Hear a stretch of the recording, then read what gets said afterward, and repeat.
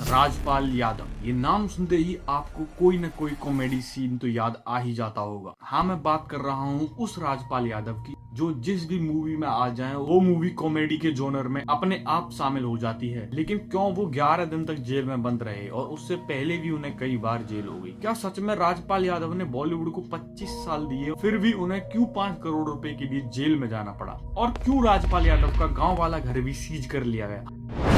हाँ, तो इस वीडियो में हम बात करने वाले हैं राजपाल यादव के 9 करोड़ रुपए ना लौटाने के और जेल में जाने वाले सारे सिनेरियो को शुरू से एंड तक मैं पूरा खत्म करूंगा। और ये मेरा वादा है, इस वीडियो को अगर आपने लास्ट तक देखा तो आपके लिए एक भी सवाल नहीं बचेगा जो राजपाल यादव से जुड़ा हुआ होगा इस कंट्रोवर्सी से रिलेटेड। बट शर्त है कि आपको इस वीडियो को एंड तक देखना पड़ेगा। और हाँ, आखिर में अगर वीडियो पसंद आए तो वीडियो को लाइक और चैनल को सब्सक्राइब कर देना।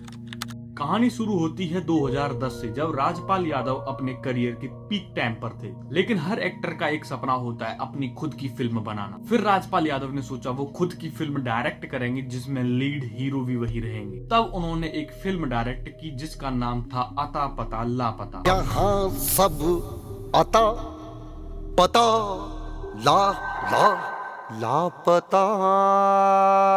लेकिन फिल्म बनाने के लिए उनके पास इनफ पैसा नहीं था और ज्यादा पैसे के लिए उन्हें लोन लेना पड़ा। यहाँ एंट्री होती है दिल्ली के एक बिजनेसमैन माधव गोपाल अग्रवाल की, जो मुरली प्रोजेक्ट प्राइवेट लिमिटेड कंपनी चलाते थे। 30 मई 2025 राजपाल यादव और उनकी पत्नी राधा यादव ने इस कंपनी से 5 करोड़ रुपए लोन ली। क्योंकि माधव गोपाल अग्रवाल और राजपाल यादव एक ही डिस्ट्रिक्ट के थे और उन दोनों के कॉमन फ्रेंड मिथिलेश कुमार खत्री, जो उस समय के सपा के एमपी थे। माधव गोपाल का कहना है कि उन दोनों की मुलाकात उन्हीं की वजह से हुई थी। अब मूवी बन के रेडी थी, मूवी रिलीज होने ही वाली थी। उससे पहले राजपाल यादव उस मूवी के सॉन्ग्स रिलीज करते हैं। लेकिन दूसरी तरफ बिजनेसमैन का कहना था कि वो गाना रिलीज करने से पहले उनको प्रीमियम में बुलाते और कुछ पैसे भी उन्हें देने थे। लेकिन राजपाल ने ना तो उन्हें गाने के लॉन्च में बुलाया, ना ही पैसे वापस करने की कोई डील फाइनल हुई। तब माधव गोपाल, जिन्होंने लोन दिया, वो सीधे कोर्ट में चले जाते हैं और इस मूवी पर स्टे लेके आ जाते हैं। और हैरानी की बात यह है कि कोर्ट स्टे दे भी देता है। अब सोचने वाली बात यह है कि माधव गोपाल के पास ऐसे लीगल डॉक्यूमेंट्स तो होंगे ही, उसी के बलबूते पर कोर्ट ने उन्हें स्टे दे दिया। खैर, उसके बाद दोनों में समझौता होता है और किसी तरह 2 नवंबर 2012 को फिल्म रिलीज हो जाती है। लेकिन ऑडियंस ने फिल्म को रिजेक्ट कर दिया। मूवी बुरी तरह से फ्लॉप हो गई। लेकिन फिल्म फ्लॉप होने का मतलब ये नहीं था कि माधव अग्रवाल अपने पैसे छोड़ देता। वादे के मुताबिक माधव ने अपने पैसे मांगना स्टार्ट कर दिया। लेकिन सिर्फ बिजनेसमैन माधव के पैसों से ही ये पूरी मूवी नहीं बनी थी। इसमें राजपाल यादव ने भी अपनी सारी सेविंग्स लगाई थी। तो जाहिर सी बात है, राजपाल यादव पिछले काफी समय से कोई दूसरी मूवी भी नहीं कर रहे थे जिससे उन्हें पैसे आए, और उनके पास भी जितने सारे पैसे थे उन्होंने इसी मूवी अता पता लापता में लगा दी। जिसके बाद जाहिर सी बात है, राजपाल यादव के पास पैसों की कमी तो पड़नी ही थी। राजपाल यादव कुछ दिनों तक तो पैसे देने से टालते रहे, तो उस बिजनेसमैन के पैसे काफी डिले होते गए। तो वो बिजनेसमैन माधव अग्रवाल सीधा कोर्ट चला गया, जिसके बाद दोनों में लीगल बैटल स्टार्ट हो गई।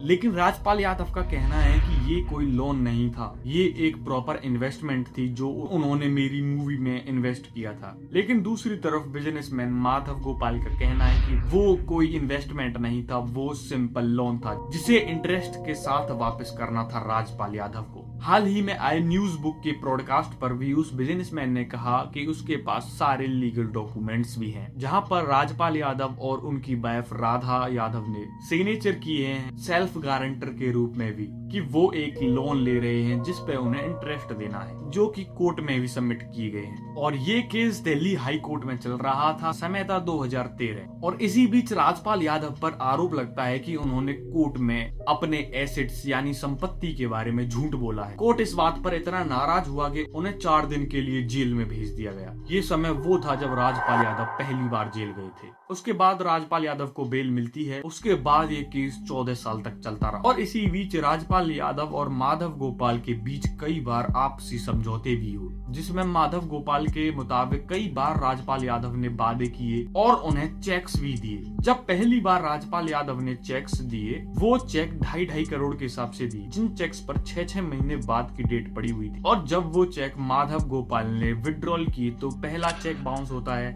फिर दूसरा चेक बाउंस होता है और फिर तीसरा चेक बाउंस होता है। इसी तरह सारे चेक्स बाउंस हो जाते हैं। उसके बाद दिल्ली कोर्ट ने राजपाल यादव को चेक बाउंस के मामले में दोषी कन्विक्ट करार दिया और उन्हें 6 महीने की सजा सुनाई। हालांकि वो बेल पर जेल से तो बाहर आ गए थे और बाहर आने के बाद वो लगातार कोर्ट में अपील करते रहे, लेकिन इसी दौरान इंटरेस्ट लग कर वही 5 करोड़ की रकम सीधे 9 करोड़ तक पहुंच गई। अब आप एक चीज ध्यान से सुनना, यहाँ पर कंफ्यूजन हो सकती है। राजपाल यादव पर यही सिर्फ एक ही लोन नहीं था। एक तरफ तो ये दिल्ली वाला केस चल रहा था, दूसरी तरफ अगस्त 2024 में एक और बड़ी खबर आई। राजपाल यादव ने अपने माता पिता के नाम पर बनी कंपनी के लिए सेंट्रल बैंक ऑफ इंडिया से भी लोन लिया था और ये लोन ना चुकाने की वजह से बैंक ने शाहजहांपुर यूपी, जहां पर उनका गांव है, वहां की पुश्तैनी प्रॉपर्टी को सीज कर दिया। वहां नोटिस चिपका दिया गया और बैंक का कहना था यहाँ का भी लोन बढ़कर आज 11 करोड़ हो चुका है। यानी दिल्ली में केस अलग और यूपी में घर गया वो अलग। अब आते हैं प्रेजेंट सिनेरियो पर। दिल्ली हाई कोर्ट ने देखा कि राजपाल यादव डेट्स पर डेट्स मांग रहे हैं लेकिन पैसा नहीं दे रहे। तब 2 फरवरी 2026 में हाई कोर्ट ने कहा या तो 4 दिन के अंदर पैसे दो या अपने आप को सरेंडर कर दो। फिर क्या था, राजपाल यादव ने कहा मेरे पास पैसे तो है नहीं, इसीलिए उन्होंने 5 फरवरी 2026 को तिहाड़ जेल में जाकर सरेंडर कर दिया। उन्हें तिहाड़ जेल में जेल नंबर 2 में रखा गया, जहां वो आम कैदियों की तरह रहे। जेल में करीब 11-12 दिन रहने के बाद उनके वकीलों ने हाई कोर्ट में अर्जेंट बेल की अपील डाली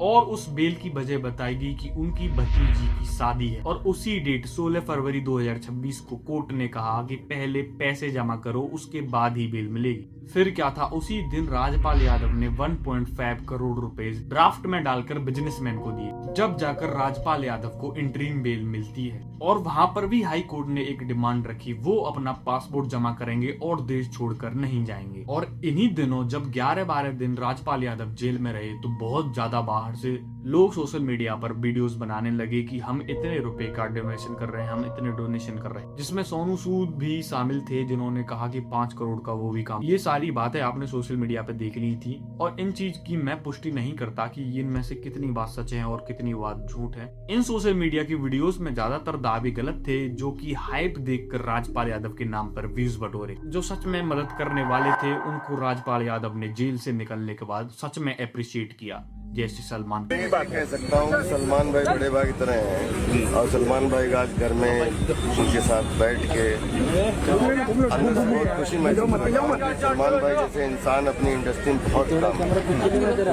तो हमेशा लोगों के लिए हमेशा मदद के लिए खड़े रहते हैं और हमने तो 20 साल से लगातार सलमान भाई के साथ 10-12 फिल्में की हैं। इस वीडियो में मैंने दोनों पार्टियों के एग्जैक्ट पॉइंट्स रखे हैं। इसके बाद कोर्ट का क्या फैसला होगा ये सच्चाई पर निर्भर करता है। अब मैं इतना ही कहूंगा, ये वीडियो पसंद आई हो तो वीडियो को लाइक कर देना, चैनल को सब्सक्राइब कर दे। मिलते हैं किसी नेक्स्ट वीडियो में, तब तक के लिए गुड बाय। हमें तमाशा बनाया हो।